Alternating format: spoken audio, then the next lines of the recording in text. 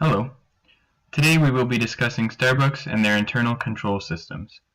We will be analyzing their current management control systems as well as providing some alternatives and a recommendation as to how they may be able to improve their current system in the future.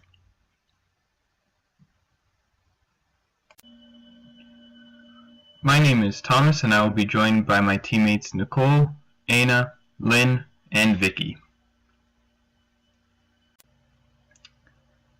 To start us off, I will begin by talking about the executive summary, as well as giving a little bit of background information on Starbucks.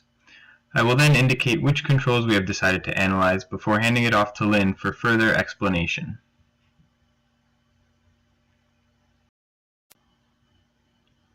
After I indicate all of the controls being analyzed, Lynn will further examine and explain some of the controls such as inventory control, cash controls, customer traffic, as well as discounts and tips.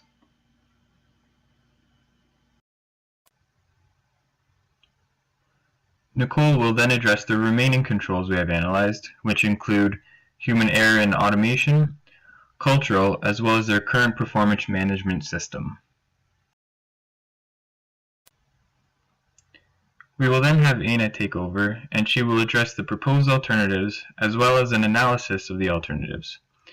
She will then wrap up our presentation after Vicky assesses the alternatives and provides our recommendation by explaining how we think Starbucks should implement our chosen alternatives. Once Anna has finished analyzing the alternatives, Vicky will then assess the alternatives based on our chosen criteria and provide a recommendation as to which alternative Starbucks should use. She will then pass it back to Anna to wrap up our presentation with how we believe Starbucks should implement the alternatives. Starbucks' main focus is on providing outstanding customer service. They are able to do this through strong cultural controls that align employees' values with the organization's. In order to be successful globally, however, they must have strong controls in other areas such as cash, inventory, sales, and performance appraisals. As these controls have had to change over the years with changing internal and external environments, there is always room for improvement, which is why we are looking to implement a feedback system which incorporates objective customer feedback to enhance the current management control systems.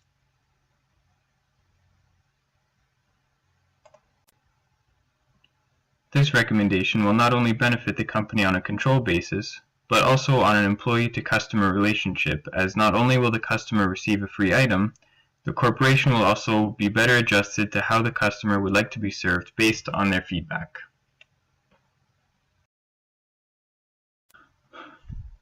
Starbucks was first established in 1971 as a premium coffeehouse chain. Their mission statement is to inspire and nurture the human spirit, one person, one cup, and one neighborhood at a time. They have over 23,000 locations and employ over 254,000 people. With sales of over $19 million, Starbucks must have a well-thought-out system of controls in order to remain competitive and stay profitable. These controls, such as cash, inventory, sales, and cultural controls, will be the controls being analyzed a little later on in this presentation.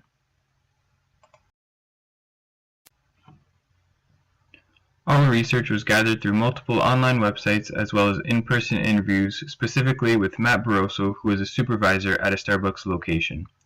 The scope of the analysis will focus mostly on operations such as sales and cash controls as well as cultural controls.